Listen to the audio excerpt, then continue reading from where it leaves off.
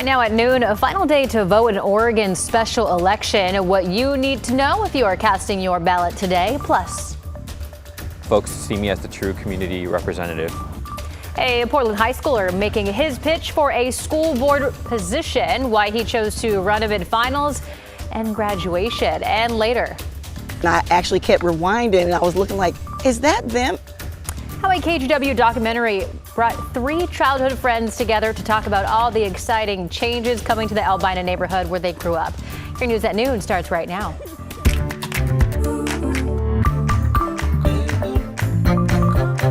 Thanks for joining us at noon. I'm China Green. It is special election day in Oregon. Voters in all 36 counties will be choosing representatives for school boards, local government entities, and approving funding for school building projects. So ballots must be dropped off by 8 p.m. today or postmarked with today's date to be counted.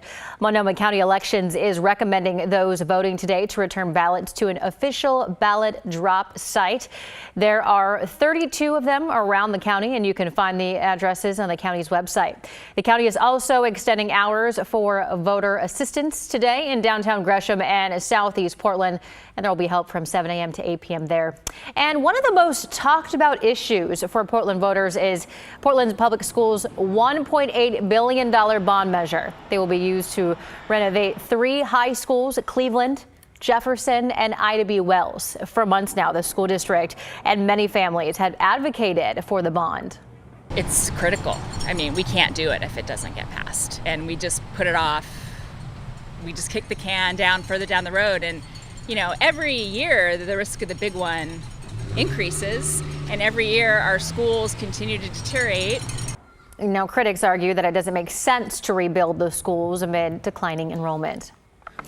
And school board races are also a big part of the election cycle wherever you live in the state. But one of those races is unlike the rest, because a Portland high school senior is running for a seat up for grabs. Sunrise reporter Thomas Schultz meets the candidate. School board races are generally as dry as an Oregon July. But in Portland Public, one is a little bit different. Being in PPS for the past 12 years, I know the good and bad. Jorge Sanchez Bautista is a senior at McDaniel High School.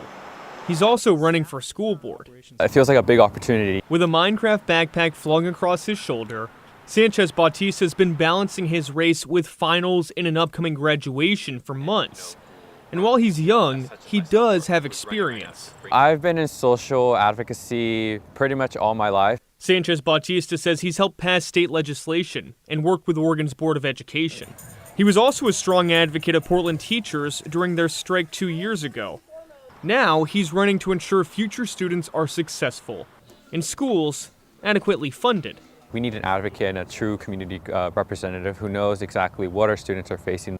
And he's got backing. The Latino Network, Young Democrats of Oregon, and Oregon Working Families Party all support him. Folks see me as the true community representative. Though Sanchez Bautista faces tough competition. I spent about the last 15 years here in Northeast Portland, and I've been a longtime champion for students, and I'm also a mom. Virginia LaForte is a mom of a Grant high schooler. So I've got a front row seat to the student experience. LaForte is endorsed by Willamette Women Democrats, Stand for Children, and a flurry of community leaders. She's seen changes in Portland Public, too. We're facing, high rates of chronic absenteeism, low academic scores, and we have a crumbling infrastructure. LaForte's also kept a close eye on Portland Public's budget, which the district has slashed the past few years. I think that my experience with budgeting and auditing can bring a really critical eye to how we review and manage our budgets. And while the candidates make their cases, we need student representation. We have a lot of big problems that need some experience. Voters will make a final call Tuesday. In Portland, Thomas Schultz, KGW News.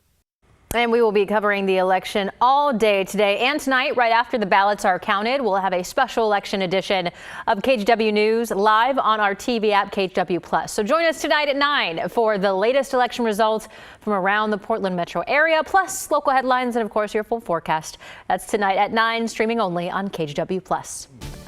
Headed over to Rod Hill now for a look at weather. Hey, good morning. Good morning. Yes, still okay. I missed it by 4 minutes.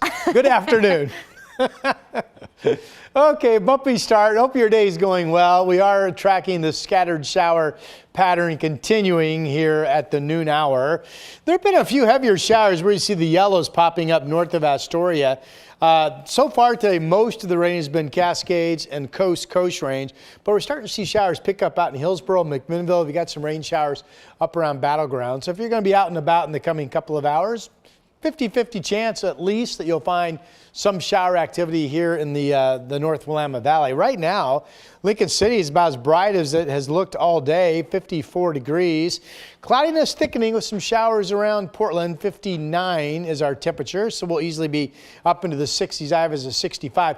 Once the sun goes down in the 8 o'clock hour, the shower chance will be ending. Nothing overly organized, just kind of quick hitting showers for the remainder of today. I do have a dry day tomorrow and your complete forecast into the holiday weekend coming up shortly. Thank you, Rod. Now at noon, new information in a police shooting in Oregon City that happened last Friday. Canby police confirmed to KGW that the man who died was 58-year-old Scott Farmer, was a former Canby police sergeant employed from 2002 to 2022. Farmer pleaded guilty in 2022 to transferring a gun without a required background check and subsequently lost his police certification. Clackamas County Sheriff's Office says that Farmer called the police non-emergency number early Friday morning, saying that he was suicidal, then hung up. When officers arrived to check on Farmer, they say he ignored commands, pulled out a gun, and fired several times. An Oregon City officer returned fire, hitting Farmer in the hip. While injured and on the ground, Farmer then took his own life. No officers were hurt. And a reminder, if you or someone you know needs help, there is someone available 24/7. So just call that number there on your screen, 3 digits, 988, to reach the suicide prevention hotline. And in an update, Portland police identified the motorcyclist killed in a crash last Tuesday as 55-year-old David Delen. Police say Delen, riding a motorcycle, collided with a van at Southeast 80th and Powell. When officers got there, they found Delen with severe injuries. He was taken to the hospital, but he didn't survive. The driver of the van stayed on the scene and cooperated with the investigation. Portland police are asking for help to find a missing 81-year-old woman with dementia. This is the second 81-year-old woman to go missing in the metro area in just the last few days here. Portland police say Joan Ivan right there left her home near Northeast Stanton and North Williams sometime between 3 o'clock Friday afternoon and 9 o'clock yesterday morning. Joan, take a good look again, 5'5", about 110 pounds.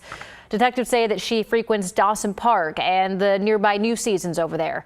And in West Linn, police are looking for another 81-year-old woman. Her name is Judith Roberts.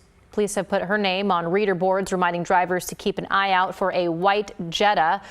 Judy lives in West Linn. She's about 5'6", short gray hair and glasses. She was last seen in a pink shirt. The license plate on her white Volkswagen Jetta is 501 JYP. The 18-year-old driver accused of manslaughter in the death of his teenage passenger on Savvi Island went before a judge yesterday. Authorities say Aiden Hurd was driving an off-road vehicle on private property when it crashed, killing his 17-year-old passenger early Sunday morning. Hurd is also accused of driving under the influence. Yesterday, the 17-year-old victim's parents appeared in court via video and asked the judge to show leniency. While Aiden might be just 18 years old, he is so young and deserves a chance to build his life.